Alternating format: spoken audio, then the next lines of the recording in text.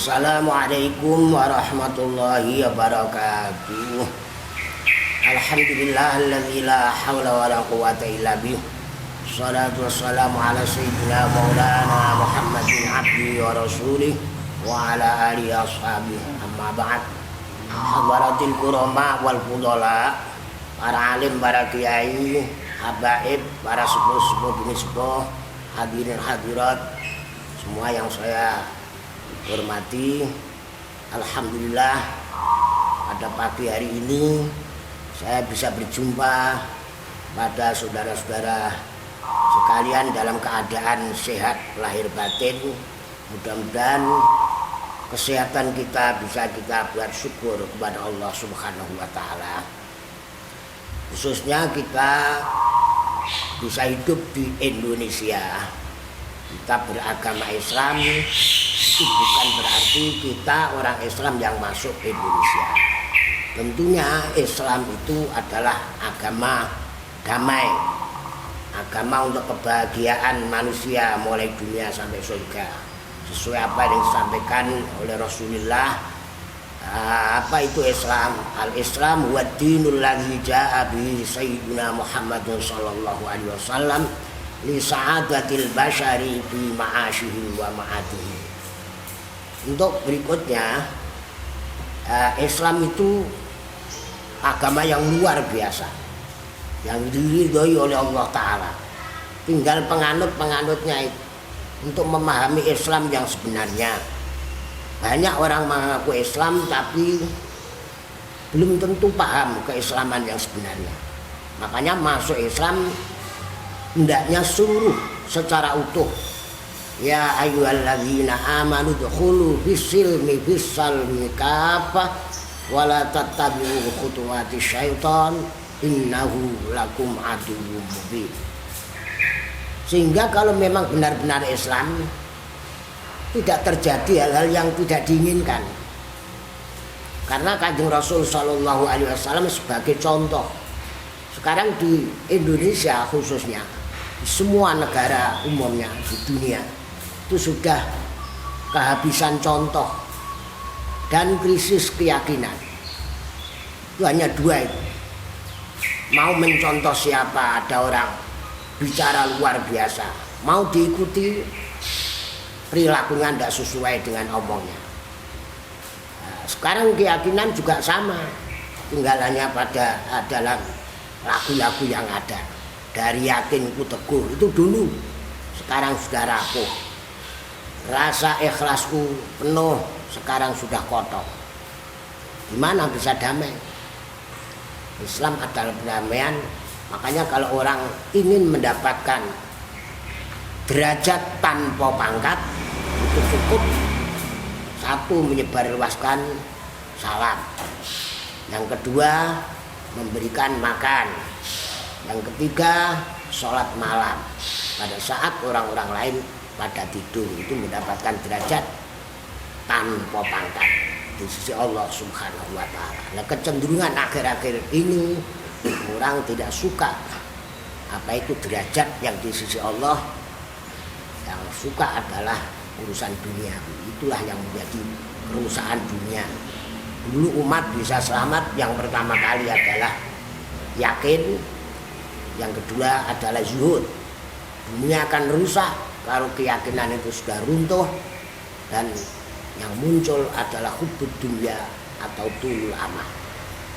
Untuk itu mari kita intinya yang tekun mengaji. Kalau tekun mengaji nanti akan ketemu semua, bukan hanya doktrin. Akhir-akhir ini yang muncul adalah doktrin. A dikatakan A, nanti sambung juga A terus. Kalau berbicara enak, misalnya kembali kepada Quran, ternyata tidak kembali Quran, hanya ngomong saja. Quran harus seutuhnya, bukan sepotong-sepotong.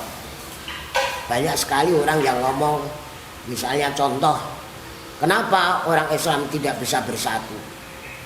Perkataan itu kan tidak benar. Kenapa tanya tidak bisa bersatu? Mestinya kan tanya Gusti Allah, apakah tidak pernah membaca Al-Quran? Dalam Al-Quran Allah Ta'ala berfirman, walau sya'a rabbuka la ja'alan nas ummatan wahidah Al-ayah. Sekiranya Tuhan Muhammad menghendaki, maka umat itu dijadikan umat yang satu. Manusia dijadikan umat satu, partainya satu, apa-apanya satu. Kenapa tidak bersatu? Berarti Allah Ta'ala tidak menghendaki. Itu hanya pelajaran-pelajaran dalam pondok pesantren dan madrasah dunia yang sekarang tidak diminati oleh manusia secara umum. Sekarang kejadian-kejadian COVID, pandemi itu sebenarnya kan sudah cukup dijawab dengan Al-Quran. Kenapa tidak bisa menjawab? Ada misalnya contoh selawat. Kalau se-Indonesia baca selawat semua, COVID akan dicabut oleh Allah Ta'ala. Itu sudah janji. Ya ayyuhalladzina amanu dzkurullaha dzikran katsiran wasabbihu bukratan wa asila. Huwallazi yusolli alaikum wa malaikatuhu liyukhrijakum minadh-dhulumati ilan nur. Wa kana bil mu'minina rahiman, bukan wa kana bil mu'minina rahmanan. Itu kan sudah jelas. Sekarang diabaikan oleh orang-orang itu. Suruh berdoa saja sudah tidak mau. Padahal berdoa itu kan ibadah. Berdoa itu ibadah, bukan mengharapkan apa yang diminta. Allah Ta'ala hakim. Kenapa Allah Ta'ala memberikan coba seperti ini? Mestinya kita harus muhasabah diri kita sendiri. Terjadi balak, kalau siksa, saya kira tidak mungkin. Sepanjang masih ada istighfar, Allah Ta'ala tidak mungkin akan menurunkan siksa. Hanya coba saja untuk meningkatkan derajat. Coba itu kalau sudah diturunkan oleh Allah Ta'ala, tidak peduli orang yang baik atau yang tidak baik. Banyak sekali melakukan semangat, kata guru saya Mbah Kiai Mustafa Bisri, semangat luar biasa. Tapi karena tidak ngaji, akhirnya ya kayak begini. Mestinya melakukan amar bil ma'ruf. Amar itu perintah, ma'ruf itu perkara yang sudah dikenal baiknya. Ismun jami'un lima urifa min ta'atillah wa taqarrubi ilaihi wal ihsan. Ternyata yang gembar-gembar melakukan amar bil ma'ruf tidak tahu definisi ma'ruf. Melakukan amar bil ma'ruf, caranya pun dengan ma'ruf.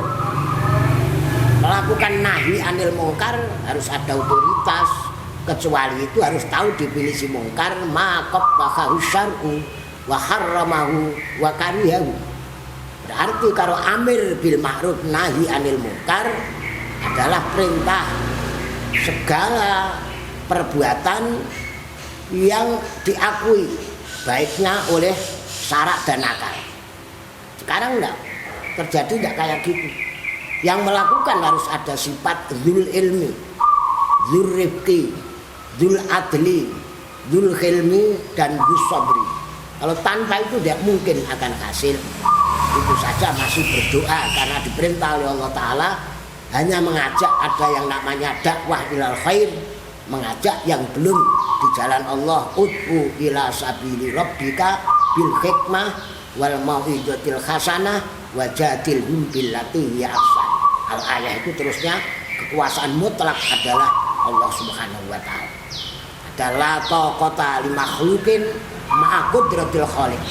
Tidak ada kekuatan sama sekali makhluk kalau sudah apa itu bersama kekuasaan Allah Subhanahu wa Ta'ala. Ini banyak yang dilupakan karena cara bahasa guru saya adalah tidak mau ngaji. Semangat ada tapi ngaji tidak mau. Akhirnya ya hanya gembar-gembor, hasilnya ya kosong belaka. Pengakuannya kayak membuat cinta Allah tapi sebenarnya membuat murka Allah. Misalnya contoh demo membawa nama Allah, Allahu Akbar, itu kan tidak tahu artinya Allahu Akbar. Hanya cukup mengatakan Allah Maha Besar. Besar mana dengan gunung yang meledos. Tapi dia tidak takut. Katanya besar Gusti Allah, ada gunung meledos, bingung. Katanya Allah Maha Besar tapi tidak punya uang, bingung. Itu berarti tidak cocok. Kalau Allahu Akbar mengakui Allah Maha Besar berarti saya adalah paling kecil. Mestinya begitu. Subhana rabbiyal azim, bukan kok Gusti Allah Maha Suci, saya kotor. Itu kalau orang warga atau kiai-kiai Nahdlatul Ulama menerjemahkan kayak. Makanya logo NU juga dibuat tali-tali, ada gambar jagat, itu kan kedamaian seluruh dunia. Tali-tali logo NU itu bukan apa itu, bukan keras, kendor, menurut cara Jawa itu kendor.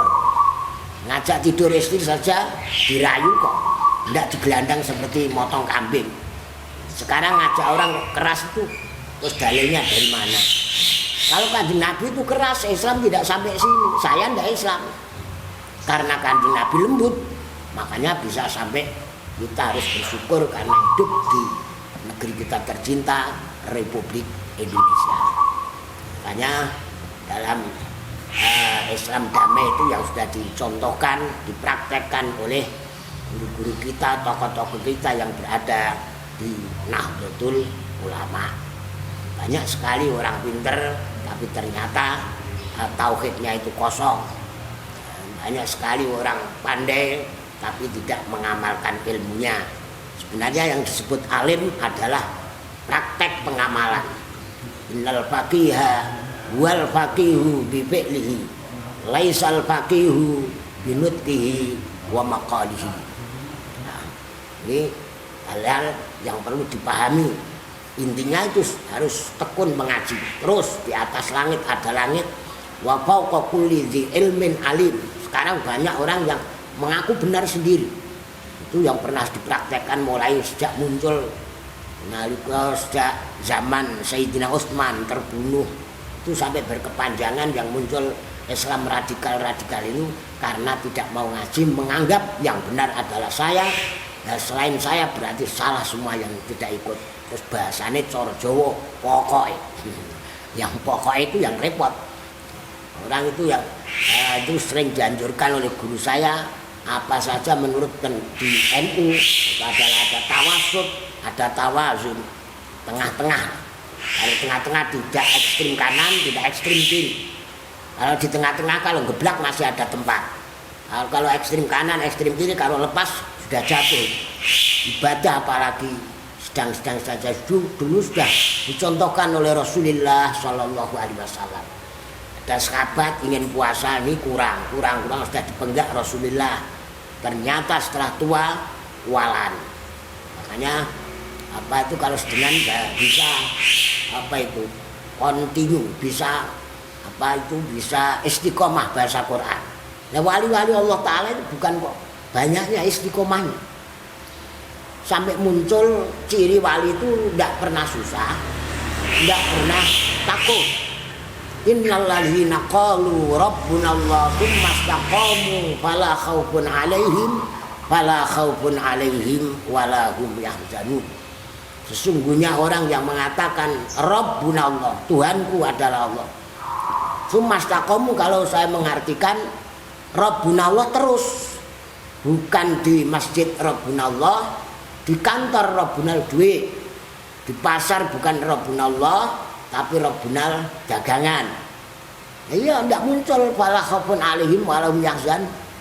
Kalau sudah muncul tidak takut dan tidak susah, itu disebut kekasih wali Allah Ta'ala. Menurut guru saya adalah bolone Gusti Allah. Untuk gampang untuk menengarai apa itu wali apa tidak, mana menghadapi situasi.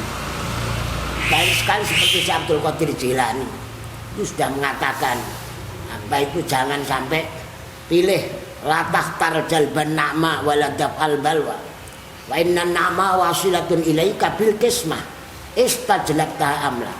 Jangan memilih yang menarik nikmat dan menolak bala, karena nikmat bisa sampai kepadamu itu sudah pembagian dari Allah Ta'ala.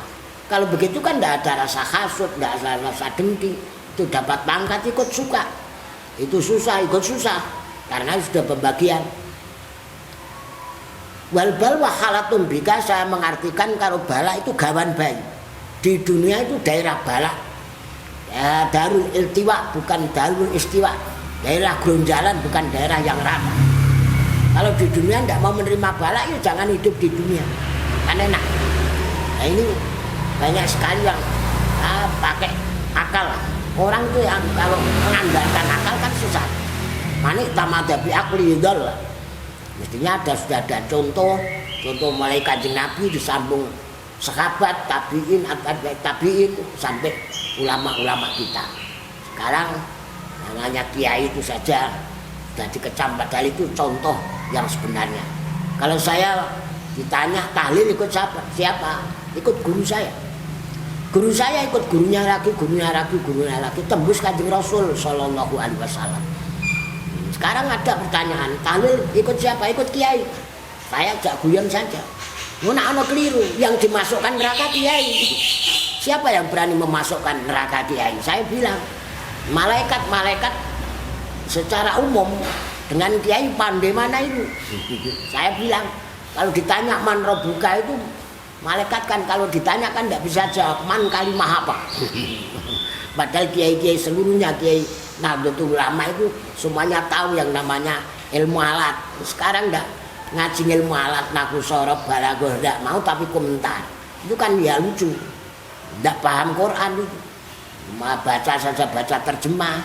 Padahal menurut kitab Al-Iksir yang diterjemahkan oleh Mbak Bisri, itu baca Quran dengan terjemah itu kan haram. Apalagi mentafsirkan Al-Quran dengan ra'yu, dengan pendapat itu. Ada itu. Biwairi labdil arabi tahrumu qiraatun wa anbihi yutarjam. Kaza kabil makna wa ayu fasara bil ra'yi la ta'wiluhu fasarira. Ya intinya enggak mau ngaji. Makanya ya kita yang tahu ya harus sadar itu saja. Amar bil ma'ruf, nahi mungkar, dan mengajar itu harus berdoa kepada Allah Ta'ala. Syukur ada doa bilana ala tariqis shadiqin waj'alna min ibadikal mukhlasinal mukhlisin waj'alna min ibadikash syakirin as-sabirin. Syukur dan sabar itu kan separuh dari ilmu, dari iman. Iman itu dibagi ke kanan, ada yang nama syukur, yang ke kiri adalah sabar. Kalau hanya bisa separuh syukur atau sabar, berarti itu hanya mendapatkan separuh. Sama dengan punya istri cantik tapi separuh tok, buat apa itu? Itu kayak begitu. Nah, ini terus olah alian, pondasinya lemah, pondasinya rapuh, tapi di atasnya menjulang tinggi, itu yang terjadi. Makanya tidak bisa untuk damai. Dalam Islam itu damai, bisa ada jalan keluarnya semua. Semua bisa sudah ada dalam Al-Quran, sudah ada sunnah. Itu banyak istilah-istilah yang diucapkan tapi prakteknya tidak sesuai dengan ajaran Rasulullah Shallallahu Alaihi Wasallam. Orang Arab juga punya pepatah alma ma'ariqatihi yaqta'ul hajar ma'asyiddatihi. Air dengan lembutnya bisa memotong batu yang dengan kerasnya. Seolah-olah orang sekarang kan suaranya buat terkeras, dikira yang menghasilkan itu dia. Tidak ada yang melebihi Kanjeng Rasul Shallallahu Alaihi Wasallam. Pamannya sendiri tidak ikut, Nabi Ibrahim juga ayahnya tidak ikut, Nabi Lut, Nabi Nuh istrinya juga tidak ikut, karena itu kekuasaan mutlak, itu hanya milik Allah Ta'ala. Banyak sekali yang lupa, sehingga nanti kalau memberikan nasihat kepada orang lain kok kasil, itu dianggap hasilnya sendiri. Kalau tidak kasil, marah-marah, itu kan membuat Allah Ta'ala murka. Jadi kalau diberi pandemi pada waktu sehat itu sudah ada dasarnya semua. Silaturahim tidak mau. Tapi kalau sudah ada pandemi baru bilang sudah kangen. Nah kemarin ada apa? Kok tidak mau begitu? Sudah ada terakhir ngaji lama bingung. Katanya sumpah. Nah dunia sudah sudah dikasih tahu oleh Rasulullah. Tempat yang bahagia adalah surga. Dunia tetap berakibat. Wamal hayatud dunya illa mata'ul ghurur. Kehidupan dunia itu kalau memberikan arti paidah hasr, ma yang sebelahnya ada ilah, itu pasti. Wal hajjul mabrur laisa lahu jazaa'un illal jannah. Itu guru saya kalau mengartikan haji itu, kalau haji yang mabrur dipaksa masuk surga.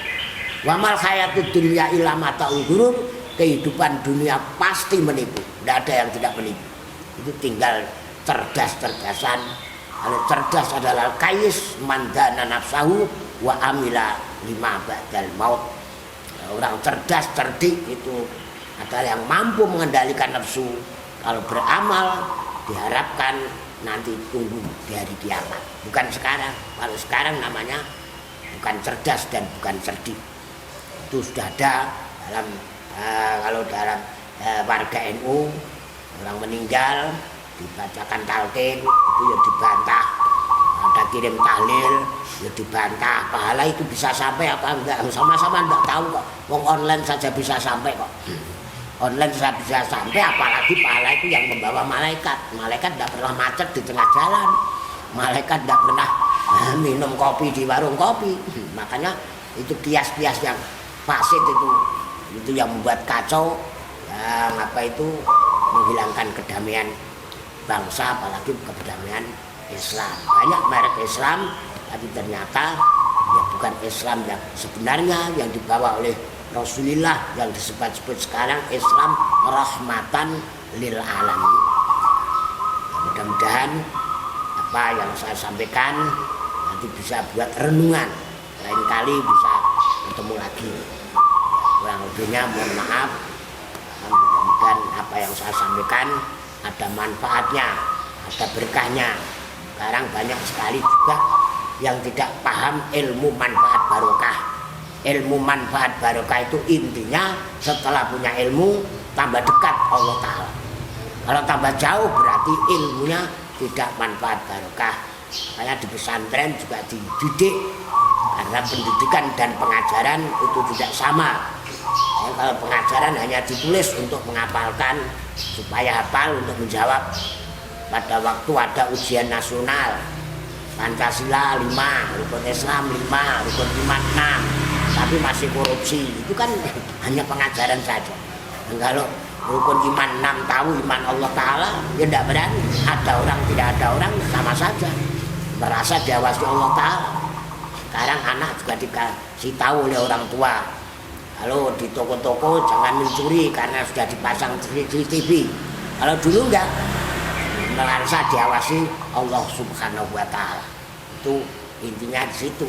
Pelajaran yang mestinya pokok tauhid pondasi sudah diabaikan, akhirnya terjadi kayak begini. Makanya saudara-saudara yang masih apa itu sadar ada waktu, tetap untuk menuntut ilmu sebanyak-banyaknya. Itu saja, merasa sedikit di sisi Allah Ta'ala. Kuncinya hanya di situ. Mohon maaf sekali lagi. Intinya wallahul muwaffiq. Assalamualaikum warahmatullahi wabarakatuh.